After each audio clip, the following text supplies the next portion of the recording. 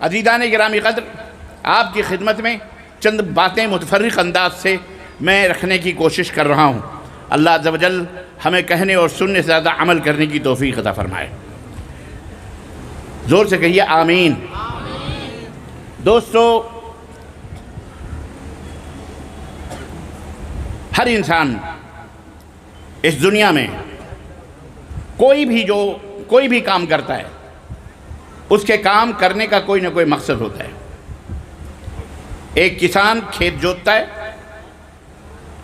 اگر آپ اسے سوال کریں کہ بھائی آپ یہ کھیت کیوں جوت رہے ہیں، تو وہ کہے گا مجھے اس میں غلہ اتارنا ہے، مجھے اس میں غلہ پیدا کرنا ہے۔ ایک کمہار مٹی نکال کر کے اسے گوندھتا ہے، اس سے وہ نرم کرتا ہے پانی سے، اپنے ہاتھ سے، اپنے پیر سے۔ اس سے اگر آپ سوال کریں کہ آپ یہ مٹی کیا کریں گے، تو کہے گا اس سے میرا مقصد ہے کہ میں اس سے گھڑے بناؤں، مٹکے بناؤں، مٹی کے برتن بناؤں۔ ایک انسان ہوائی جہاز سے کہیں یا بس سے کہیں جا رہا ہے، آپ کی بستی سے نکل کر، اگر آپ اس سے پوچھیں آپ کہاں جا رہے ہیں، تو وہ آپ کا اپنا مقصد بتائے گا کہ مجھے فلانی چیز حاصل کرنی ہے، فلانے شہر میں جا کر مجھے یہ کام کرنا ہے، مجھے یہ چیز خریدنی ہے، اس لیے میں وہاں جا رہا ہوں۔ میرے کہنے کا مطلب یہ ہے کہ ہر انسان جب بھی کوئی کام کرتا ہے اس کا کوئی نہ کوئی مقصد ہوتا ہے۔ آپ یہاں تشریف لائیں، اگر آپ سے یہ پوچھا جائے کہ آپ اس گرمی میں، سخت گرمی میں، آپ یہاں اس پنڈال کے نیچے آئے ہیں، اس جلسے میں آئے ہیں، اجلاس میں آئے، کیوں آئیں؟ کیا مقصد ہے آپ کے آنے کا؟ تو یقیناً آپ کا کوئی نہ کوئی مقصد ہے۔ ہر انسان اپنے مقصد سے تئیں یہاں آیا ہوا ہے۔ اس میں اکثریت ایسے لوگوں کی ہے جو یہ کہیں گے ہم اللہ اور اس کے رسول کی باتوں کو سننے کے لیے آئے، ہم اپنے علماء کو دیکھنے کے لیے آئے، اپنے مشائخ کا دیدار کرنے، ان کی باتوں کو سننے، اپنے ذہن، اپنے دماغ کو اللہ اس کے رسول کی تعلیمات سے روشن کرنے، اپنے دل کو سکون بخشنے کے لیے، اللہ کی باتیں سننے کے لیے، اللہ کا ذکر سننے کے لیے، اپنے گناہوں کی معافی کے لیے، اپنے رزق میں وسعت کے لیے میں یہاں حاضر ہوا ہوں، تاکہ اللہ تبارک و تعالی ہمارے گناہوں کو معاف فرما دے۔ غرض کہنے کا مطلب یہ ہے، ہر انسان اس دنیا میں کوئی نہ کوئی جو بھی کام کرتا ہے اس کا کوئی نہ کوئی مقصد ہوتا ہے۔ میں یہ مثال دے کر کے آپ کی خدمت میں یہ بات رکھنا چاہتا ہوں کہ آئیے ہم اس نقطے کے اوپر غور کریں۔ جب ہماری حرکت اور ہر چلت پھرت اور ہر کام کا کوئی نہ کوئی مقصد ہوتا ہے، تو کیا کبھی ہم نے غور کیا؟ کیا کبھی ہم نے اپنے گریبان میں منہ ڈال کر کے سوچا؟ کیا ہم نے کبھی خلوت و تنہائی میں اس بات پر غور کیا کہ یہ زمین جس نے بنائی ہے، سب سے پہلے کس نے بنائی، اور جس نے بنائی ہے اس زمین کو کیوں بنائی ہے؟ یہ آسمان کس نے بنایا اور کیوں بنایا؟ یہ سورج کس نے بنایا اور کیوں بنایا؟ یہ رات اور دن کا آنا اور جانا، اس کا کیا مقصد ہے؟ کس نے بنائی یہ چیزیں اور کیوں بنائی ہیں؟ ظاہر ہے اگر آپ سے سوال کیا جائے تو چونکہ آپ مسلمان ہیں، آپ کو یہ بات بچپن سے بتائی گئی، اپنے ماں باپ سے، اپنے اساتذہ سے، اپنے مسجد کے دروس اور خطبات سے، اپنے علماء سے آپ نے یہ بات سیکھی ہے کہ اللہ نے یہ زمین بنائی ہے۔ اس زمین کا بنانے والا کون ہے؟ بولو، اللہ ہے۔ اس آسمان کا بنانے والا کون ہے؟ اللہ ہے۔ ان ہواؤں کا بنانے والا کون ہے؟ اللہ ہے۔ ان فضاؤں کا بنانے والا کون ہے؟ اللہ ہے۔ یہ پہاڑ، یہ ندی، یہ نالے، یہ آسمان، یہ چاند، یہ سورج، یہ تمام سب گھاس اور پھوس، یہ سمندر، یہ دریا، ان سب کا بنانے والا کون ہے؟ اللہ ہے۔ آپ یہ کہو گے اللہ ہے، اللہ نے یہ تمام سب چیزیں بنائی ہیں۔ اللہ نے یہ چیزیں کس کے لیے بنائی ہیں؟ ظاہر ہے کہ آپ بیک زبان ہو کر کے کہو گے اللہ نے یہ زمین، یہ آسمان، یہ چاند، یہ سورج ہر جاندار لوگوں کے فائدے کے لیے بنائی ہے کہ اس زمین کے اوپر چلیں، اس کو جوتیں، اس کے اندر اپنے گھر بنائیں، اس کے اوپر اپنے گھر بنائیں، اس سے فائدہ اٹھائیں، اپنی روزی اور اپنی زندگی کو گزاریں، اور اپنے معاش کو، اپنی زندگی کو آگے بڑھائیں۔ اللہ تبارک و تعالیٰ نے اسی لیے آسمان، زمین اور اسی طرح سورج اور اسی طرح چاند اور اسی طرح تمام سب ایک مقصد ہے۔ اس سورج کے بنانے کا بھی مقصد ہے، چاند کے بنانے کا بھی مقصد ہے، یہ رات اور دن کا آنا جانا، یہ بھی اللہ تبارک و تعالیٰ نے بتایا ہے وَجَعَلْنَا النَّهَارَ مَعَاشًا وَجَعَلْنَا اللَّيْلَ لِبَاسًا، اللہ نے رات کو سونے کے لیے بنایا ہے، دن کو روزی کمانے کے لیے بنایا ہے، اللہ نے چاند اور سورج کو روشنی کے لیے، وہ بہرحال کی تفصیلات اللہ تعالیٰ نے قرآن کریم میں بیان فرما دی ہر چیز کا۔ تو یہ زمین اور یہ آسمان، یہ تمام سب چیزیں اللہ نے کسی نہ کسی مقصد سے بنائیں۔ اب یہ تمام سب چیزیں واضح ہو گئیں کہ کسی نہ کسی مقصد کے تحت اللہ نے یہ تمام سب چیزیں بنائی ہیں۔ ایک ذرہ، ایک مکھی یا ایک پرندہ، یہ جو بھنگے ہمارے سامنے باریک سے جناب ایروپلین جو ہمارے سامنے گھوم رہے ہیں بغیر کسی ایندھن کے، بغیر کسی پٹرول کے، بغیر کسی فیول کے، ہمارے دائیں بائیں یہ جو گھوم رہے ہیں، جسے ہم دیکھ رہے ہیں، ان پرندوں، ان فلائٹوں کو، ان جہازوں کو کس نے بنایا ہے؟ بولو، یہ کہاں پٹرول لینے جاتے ہیں، یہ کہاں فیول لینے جاتے ہیں؟ اللہ تبارک تعالیٰ نے بنایا ہے۔ اللہ کتنا بڑا خالق ہے، کتنا بڑا مالک ہے کہ اللہ نے ہمیں پیدا کیا پانی کے قطرے سے، پانی کے بوند سے ہم کو پیدا کیا۔ جو ہمارے باپ کے پیٹ سے نکلا وہ بوند، پانی کا قطرہ نکلا، ماں کے پیٹ میں گیا، اور 9 مہینے کے بعد ایک حسین اور خوبصورت شکل میں ہم پیدا ہو گئے۔ گھروں میں خوشیاں مچ گئیں کہ بیٹا پیدا ہوا یا بیٹی پیدا ہوئی، خوبصورت چاند جیسی بیٹی آئی ہے یا چاند جیسا بیٹا آیا۔ اس ماں کے پیٹ میں، اس مشین میں، جو ایک مشین کی طرح ایک ڈائی مشین ہے جناب علی، اور ایک را میٹیریل باپ کے طرف سے ماں کی پیٹ میں جاتا ہے، اور وہاں ایک خوبصورت سا بچہ پیدا ہو کر کے 9 مہینے کے بعد باہر نکلتا ہے۔ یہ کس نے بنایا ہے؟ ماں نے بنایا۔ کیا باپ کا اس کے اندر کوئی کرشمہ ہے؟ بولو، کسی کی کوئی محنت نہیں ہے، کسی کی کوئی اس کے اندر بناوٹ نہیں ہے۔ ماں کے پیٹ میں وہ بنانے والا، ان کی ہڈیاں پہنانے والا، ہڈیاں ڈالنے والا، گوشت پہنانے والا، ناک اور نقشے بنانے والا، آنکھوں میں بینائی دینے والا، کانوں کی سماعتوں کو تیار کرنے والا، یہ پورا سسٹم جس ذات نے بنایا ہے اسے ہم کیا کہتے ہیں؟ اللہ کہتے ہیں۔ اللہ کون ہے؟ اب یہاں ایک سوال پیدا ہوتا ہے، یہ بھی ہمیں بتانا پڑے گا۔ اللہ کون ہے؟ اللہ کون ہے اور اس کا حق کیا ہے؟ یہ بہت ضروری ہے جاننا۔ اللہ کون ہے اور اس کا حق کیا ہے؟ قرآن کریم میں جب اللہ کے نبی صلی اللہ علیہ وسلم نے اللہ کا انٹروڈیوس کروانا چاہا دنیا کے اندر، اور اللہ نے ان کے سر پہ تاج نبوت عطا فرمائی، انہیں نبی بنایا، سادہ سودہ زبان میں آپ سمجھو کہ اللہ تبارک تعالیٰ جب نے اپنے رسول کو 40 سال کے بعد نبوت کا تاج عطا فرمایا، نبی بنایا، تو اپنے نبی سے کہا، فرمایا کہ جا کے دنیا کے اندر اعلان کر دو۔ کیا اعلان کر دو؟ لا الہ الا اللہ، اللہ کے سوا کوئی سچا معبود نہیں ہے، اللہ کے سوا کوئی پج کے لائق، بولو، نہیں۔ پوجا کرنی ہے، مدد مانگنی ہے، فریاد کرنی ہے، رونا ہے، گڑگڑانا ہے، پرارتھنا کرنی ہے، سجدہ کرنا ہے، آرادھنا کرنا ہے، ہاتھ پھیلانا، سب کچھ جو بھی مانگنا ہے اسی اللہ سے مانگو۔ اللہ کے سوا کسی کے سامنے اپنے سروں کو نہ جھکاؤ، اللہ کے سوا کسی سے فریاد نہ کرو، اللہ کے سوا کسی سے نہ مانگو، اللہ کے سوا کسی کے بارے میں یہ عقیدہ نہ رکھو کہ وہ ہمارے دکھ اور سکھ کا مالک ہے، وہ ہماری بیماریوں کو شفا دینے والا ہے، وہ ہمیں نجات بخشنے والا ہے، وہ ہمیں جہنم سے بچانے والا ہے۔ اللہ کے سوا کوئی تمہیں نجات دینے والا نہیں، اللہ کے سوا کوئی تمہارے دکھ درد کو دور کرنے والا نہیں، اللہ کے سوا کوئی تمہاری بیماریوں سے تمہیں شفا دینے والا نہیں، اللہ کے سوا کوئی تمہارے دکھ درد کو دور کرنے والا نہیں، اللہ کے سوا کوئی تمہیں مارنے والا نہیں، اللہ کے سوا کوئی تمہیں جلانے والا نہیں۔ جب اللہ کے نبی صلی اللہ علیہ وسلم نے یہ اعلان کیا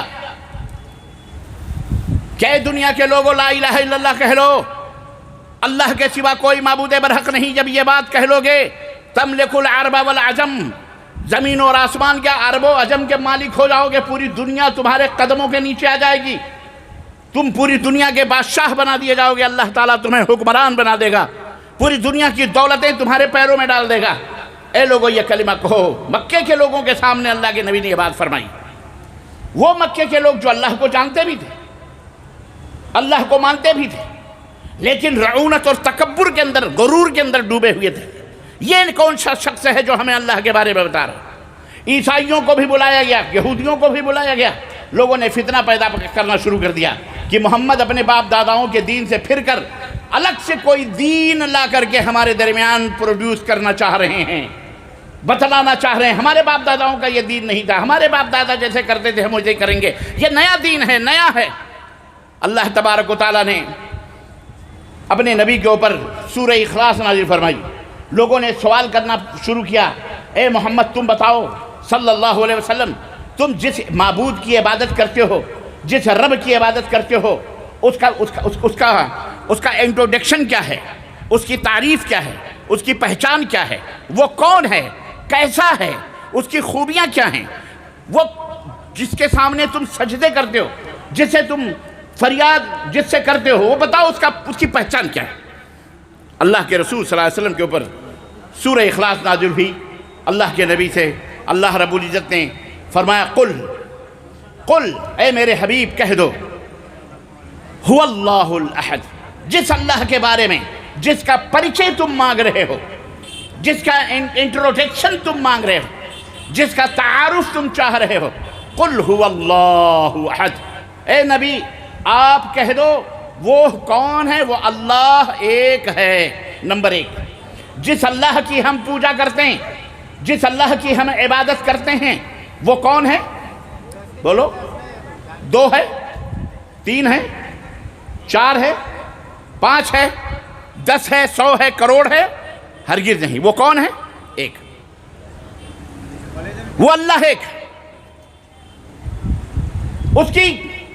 اس کے گن کیا ہیں، اس کی خوبی کیا ہے؟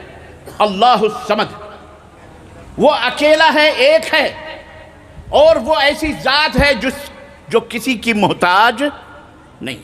وہ اللہ کسی کا محتاج نہیں، اسے نہ بھوک لگتی ہے، نہ اسے اونگ آتی ہے، نہ اسے نیند آتی ہے، نہ اسے موت آئے گی، نہ وہ کھانا کھاتا ہے، نہ وہ پانی پیتا ہے، بلکہ وہ سب کو کھلاتا ہے، وہ سب کو پلاتا ہے۔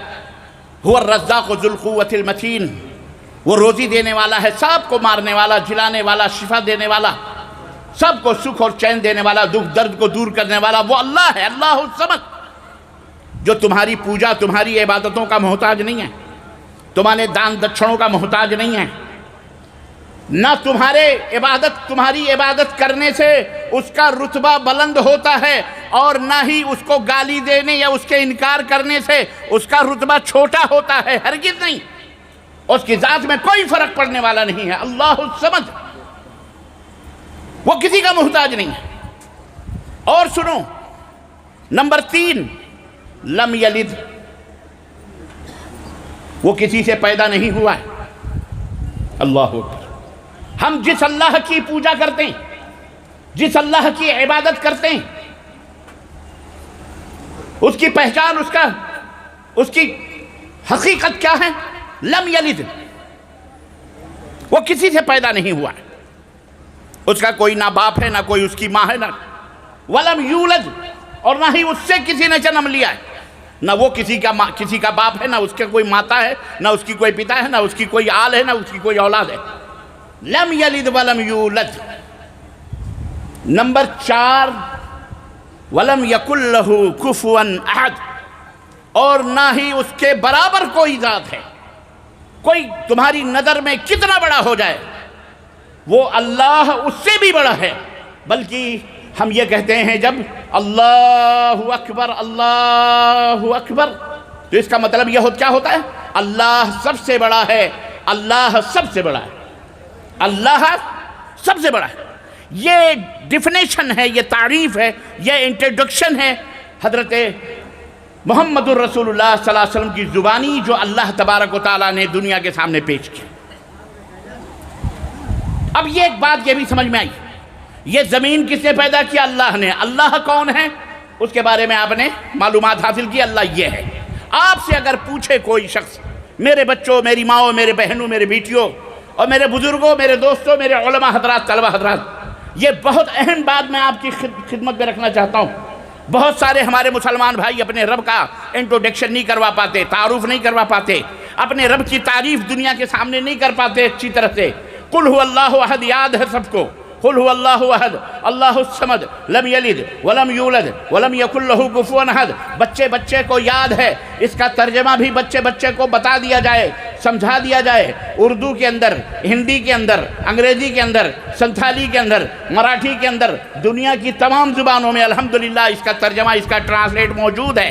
یاد کروا دو، بتا دو، تاکہ جب بھی کوئی کہے کوئی کہ تم مسلمان ہو، کس کی پوجا کرتے ہو، تو یہ سورہ پڑھ کر قل هو اللہ احد اس کا ترجمہ کر دو کہ ہم جس رب کی عبادت کرتے ہیں، جس رب کے سامنے جھکتے ہیں، جو ہمارا مشکل کشا ہے، جو ہمارا حاجت روا ہے، جو مارتا اور جلاتا ہے، جس نے چاند کو بنایا، جس نے سورج کو بنایا، جس نے ہمیں خوبصورت آنکھیں دی، جس نے ناک دیے، جس نے ہاتھ دیے، جس نے پیر دیے، جس نے ماں دی، جس نے باپ بخشے، جس نے دادا دادی دیے، جس نے نانا نانی دیے، جس نے بھائی بہن دیے، جس نے یہ زمین دیا، جس نے دریا دیے، جس نے ہوا پہاڑ دیے، جس نے رات اور دن دیا، وہ رب کون ہے؟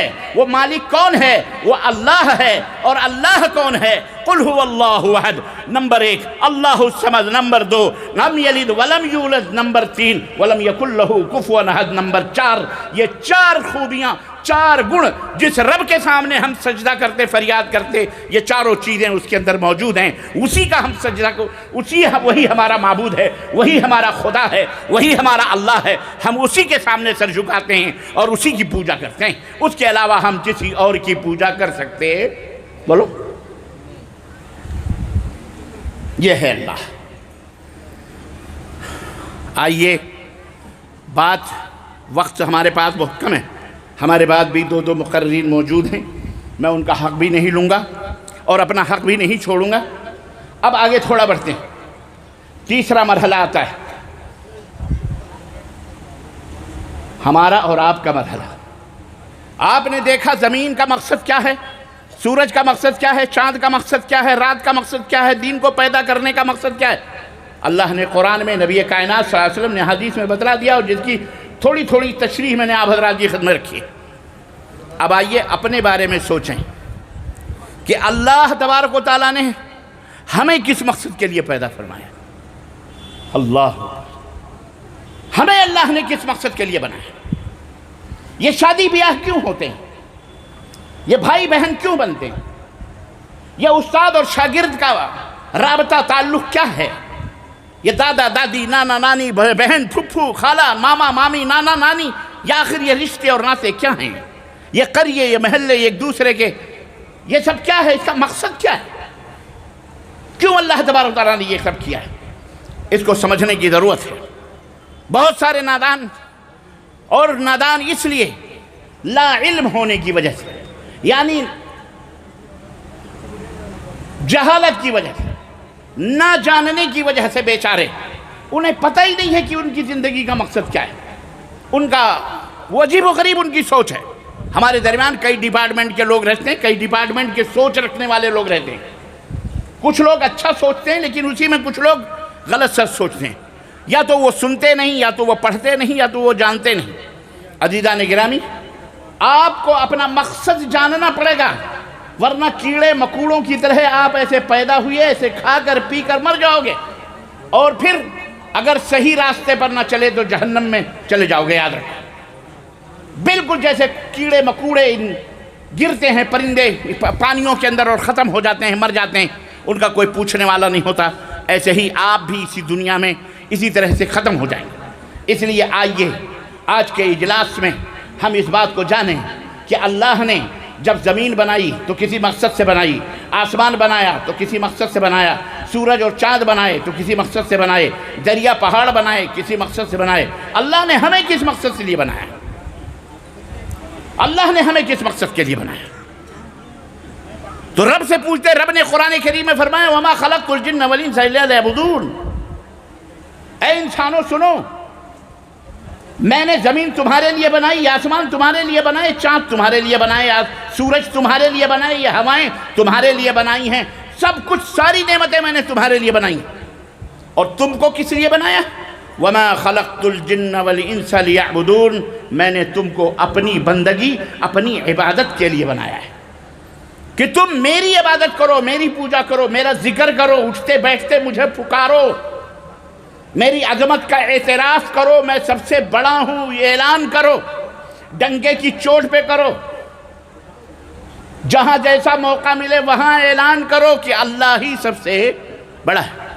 اور ایک بات مسلمانوں یاد رکھو، جب آپ یہ کہو گے نہیں اللہ سب سے بڑا ہے تو شیطان کا کلیجہ پھٹتا ہے، اس کے کان کے پردے جھنجھناتے ہیں۔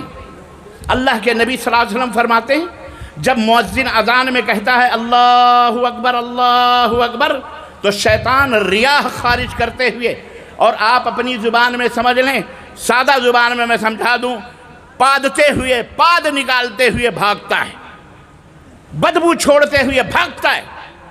جہاں تک اذان کی آواز سنتا ہے وہاں تک بھاگتا ہے وہ، اتنی اس کو تکلیف ہوتی ہے۔ یہاں سے نبی نے ہمیں ایک سبق بھی دیا کہ میری امت کے لوگوں سنو، اذان کی آواز سے جسے جلن ہو جائے، اذان کی آواز سے جو تڑپتا ہے، اذان کی آواز پر جو غصہ کرتا ہے، اذان کی آواز سے جو بلبلاتا ہے، یاد رکھو وہ تمہارا شدید دشمن ہے، اور وہ شیطان ہے یا شیطان کا بندہ ہے۔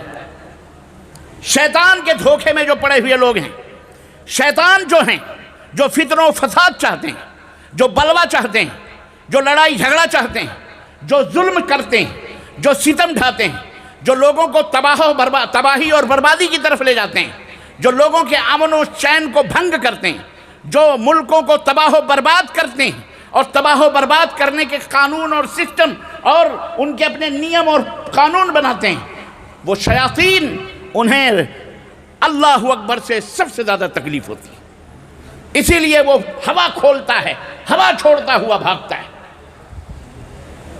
اللہ رب العزت نے فرمایا یہ اس کے لیے ہم نے تم کو بنایا ہے۔ چنانچہ جب آپ نماز اذان دیتے ہو تو اللہ اکبر کہتے ہو کہ نہیں کہتے ہو؟ اذان میں اللہ اکبر کہتے ہو؟ اشہد ان لا الہ الا اللہ، میں گواہی دیتا ہوں کہ اللہ کے سوا کوئی سچا معبود نہیں، سارے معبود جھوٹے ہیں۔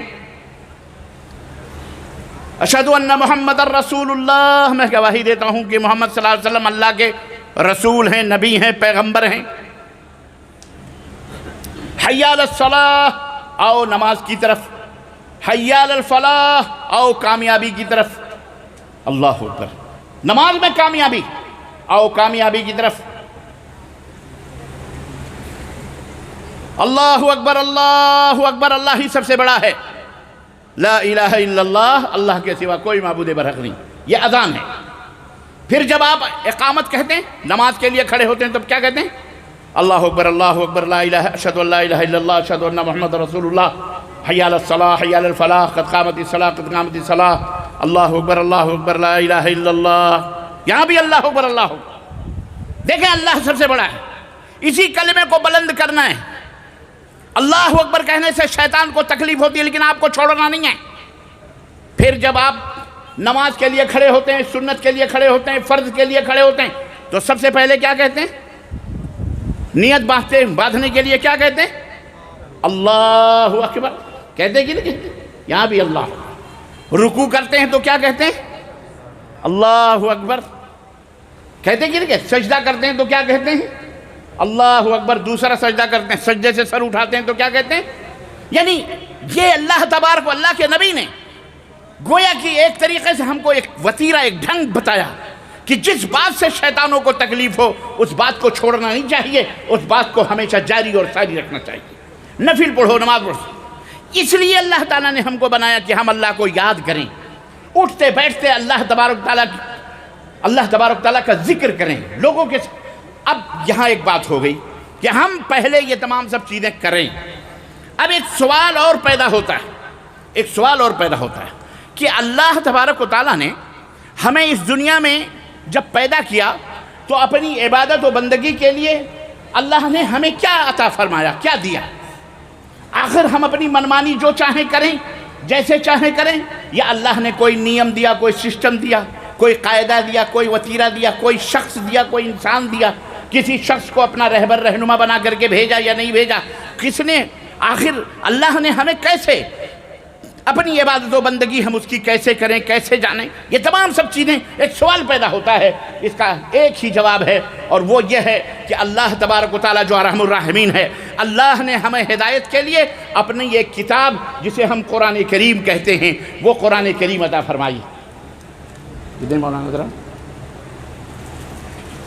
یہ قرآن کریم جسے ہم کلام اللہ کہتے ہیں، قرآن مجید کہتے ہیں، اللہ عز و جل نے یہ قرآن کریم عطا فرمائی، اور اس قرآن کریم کو پوری دنیا کے لیے ہدایت کا ذریعہ بنائی۔ یہ صرف مسلمانوں کے لیے نہیں ہے، یہ بات اچھی طرح سے آپ اپنے ذہن و دماغ میں بٹھا لیں، یہ پوری دنیا کے انسانیت کے لیے ہے، یہ انسانیت کی کامیابی اور فلاح کے لیے ہے۔ یہ کتاب امن و شانتی پیدا کرنے والی کتاب ہے، یہ کتاب ظالموں کو ان کیفر کردار تک پہنچا دیں کہ نیم اور سسٹم بتانے والی کتاب ہے، یہ ظلم و ستم کرنے والوں کو ختم کرنے والی کتاب ہے، یہ ظلمت و تاریکیوں کو مٹانے والی کتاب ہے۔ اس میں سارے دنیا کے انسانیت کے لیے ہدایت ہے، اس میں اللہ کا پریچے ہے، اس میں انسان کی ہدایت کا کیمیا موجود ہے، اس میں اللہ تبارک و تعالیٰ کی وہ باتیں موجود ہیں جو سب کا خالق و مالک ہے، جن باتوں پر عمل کر کے آپ اللہ کو راضی کر سکتے ہیں، خوش کر سکتے ہیں۔ اس میں جنت کا ذکر ہے، اس میں جہنم کا ذکر ہے، اس میں اللہ کے اس کتاب سے منہ موڑنے والوں کے لیے جناب عالی ہلاکت و تباہی کی بشارتیں اور خوشخبریاں ہیں۔ اس کتاب کو اپنے سر کے اوپر تاج بنا کر اور اس کو اپنا دستور بنا کر اپنی زندگی کے اندر اس کو نافذ کرنے والوں کے لیے اللہ تبارک و تعالیٰ نے جنت میں جگہ جنت الفردوس بنایا، اس کے اندر وہ طریقے اس کتاب کے اندر موجود ہیں۔ یہ کتاب ہے کتاب قرآن مجید، جو صرف مسلمانوں کے لیے نہیں، یہ یہودیوں کے لیے بھی ہے، یہ نصرانیوں کے لیے بھی ہے، یہ غیر مسلموں کے لیے بھی ہے، ہر انسان کے لیے ہے۔